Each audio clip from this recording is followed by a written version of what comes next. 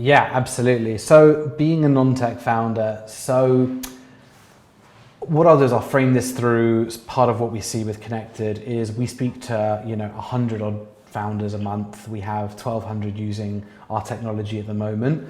And I think when you're a non-tech founder approaching a tech startup, you need to be very, very clear on what your own ambitions are for the business. For example, if you're in a deep tech environment or in space or anything which requires domain expertise, if you are looking to build a venture-backed business that's going to raise 100 million, 50 million and go on to be a unicorn, you need a technical founder, and you've just got to be hyper real there.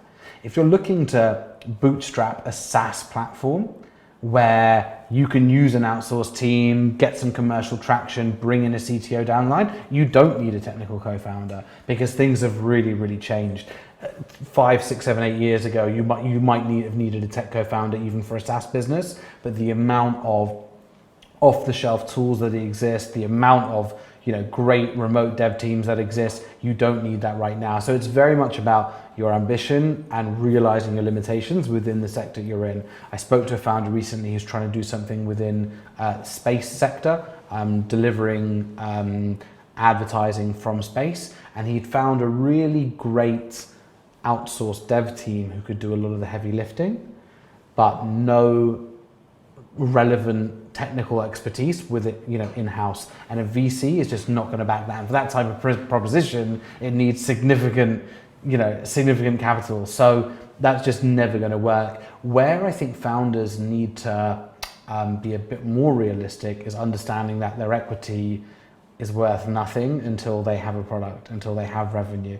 Ideas are worth zero. So if you're a non-technical founder, use that equity to your advantage and bring in a technical co-founder if your business needs it. So I think it's not the be-all and end-all that it used to be, but I think you do need to have your technical leadership in-house as soon as possible. So go and build a no-code version of your MVP, go speak to customers, go get letters of intent, go get proof of concept contracts lined up, go start building your wait list, use that traction to either bring on the first paying customers on which you can hire some technical leadership in-house. For example, having a CTO, your product lead, your solutions architect, and your head of design or UX lead in-house would be a really great sort of minimal viable team, I think, for most investors, especially at an institutional level. But yeah, it's just about being hyper real in terms of the sector that you're in and whether the moat is around the technology or the moat is around the usage of data. If the USP is you're building something which is so complex that no one else is going to be able to do, you can't outsource that. You've got to have the domain expertise in-house. If your moat is the way that you're going to use your data and it's all about acquiring customers and you can use Snowflake and DBF and have some great outsourced data scientists to go and build that, then you don't necessarily need a technical co-founder. So just that hyper realism. If there's any questions on that. Actually, in fact, in a past life as a headhunter, quite often you would get a search because the acquisition was pending and they didn't have a CTO or a CFO or the right team in place, and that actually devalued the exit. So it was often, these would be quite big businesses, hundreds of millions that perhaps still didn't have a CTO because the CTO stepped up to chief exec and did all of it. But when it came to the crunch, it was devaluing the business, not having an independent CTO. So that's just a past life comment. But yes, any more questions for Roy on non-technical founders? Cool, let's go to the next slide. So for me as a non-technical founder in a tech world, I think it's really dangerous to get married to your idea of the solution. Your idea of the solution is wrong. That's what I've learned over time. Parts of it might be right, but a lot of it's going to be wrong. And you've just got to get over it and get real and accept that the initial silver bullet that you discovered is probably not the silver bullet. So you've got to fall out of love with the solution and fall in love with the problem that you're trying to solve.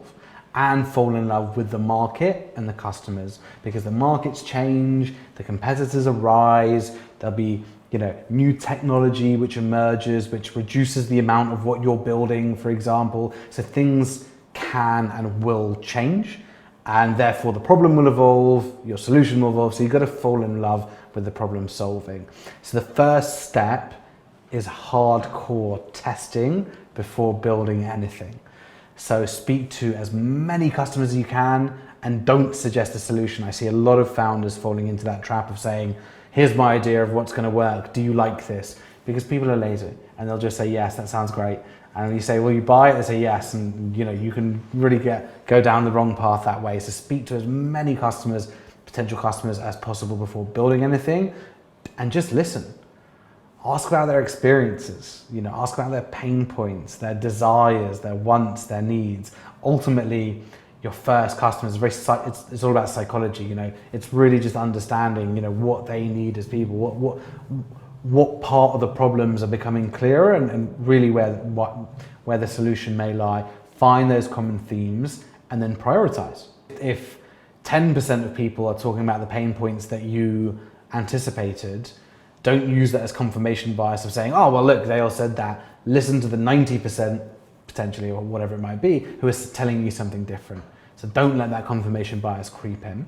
And then develop your MVP, and that should really, really be as bare bones as possible. And then, test and test again, keep reiterating, keep going back to market, start implementing softwares as early as possible, such as Pendo or Hotjar, which are going to help you understand not just anecdotally and from a qualitative perspective people's feedback, but also from a very, very quantifiable and data-led perspective on how people are using the technology and what adoption looks like. Realize that you're always in beta. The roadmap never ends, enhancements never end. Go into building a product knowing that. And I think you need to be very, very cognizant of budgeting time and cash accordingly. I see lots of non-technical founders speaking to an agency who say, yeah, MVP will cost you this much. And they go and raise, let's say it's 200K. They go and raise 200K because they say, great, that's going to allow me to get my product into market, get my first customers, and then I'll raise again. I guarantee you the first version of the MVP will not be what you thought it was going to be, and not what you wanted it to be, and not what your customers are ready to pay for. So, you've got to really have that sort of foresight to budget in a few versions before you expect the first customers to start, really paying, because it's just unlikely it will be from the first MVP. And if you are in the environment where you're looking to build self-serve technology, so low value customers but a very high volume, that takes a long, long time to get to. It takes a long. Someone jumping.